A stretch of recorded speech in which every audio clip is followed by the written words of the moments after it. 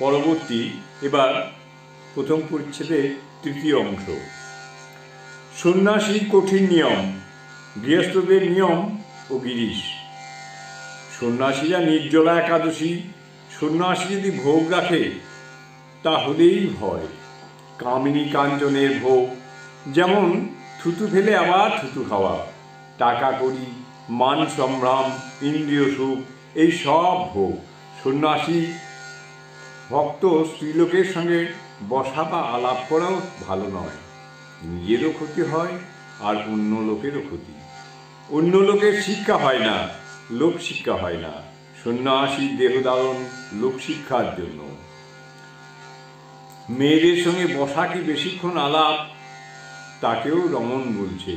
রমণ 8 প্রকার। মেয়েদের কথা শুনছি, শুনতে শুনতে আনন্দ হচ্ছে, ও একরকম রমণ। মেয়েদের কথা বলছি, কীর্তনম, ও একরকম রমণ। মেয়েদের সঙ্গে নির্জনে চুপি চুপি কথা করছি, ও একরকম। মেয়েদের কোনো জিনিস কাছে রেখে দিয়েছি, আনন্দ হচ্ছে, ও একরকম। স্পর্শ করা একরকম। তাই গুরুপত্নী যুবতী হলে পাদ স্পর্শ করতে নাই। গুরুপত্নী যদি যুবতী হয় পাদস্পর্শ করতে নাই। সন্ন্যাসীদেরও এই নিয়ম, এইসব নিয়ম। সংসারীদের আলাদা কথা। 2-1টি ছেলে হলে ভাই ভগ্নির মতো থাকবে, তাদের জন্য 7 রকম রমণে তত দোষ নাই। গৃহস্থের ঋণ আছে, দেবঋণ, পিতৃঋণ, ঋষিঋণ, আবার মাগঋণও আছে। 1-2টি ছেলে হওয়া আর সতী হলে প্রতিপালন করা। সংসারীরা বুঝতে পারে না কে ভালো স্ত্রী, কে মন্দ স্ত্রী, কে বিদ্যাশক্তি, কে অবিদ্যাশক্তি।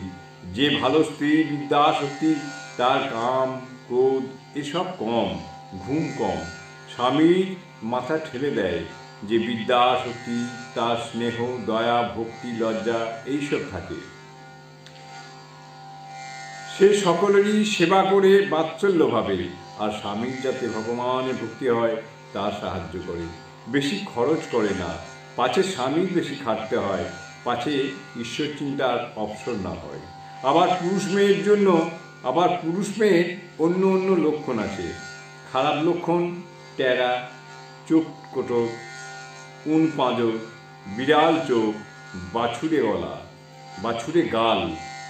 জয় ঠাকুর, জয় ঠাকুর, জয় ঠাকুর।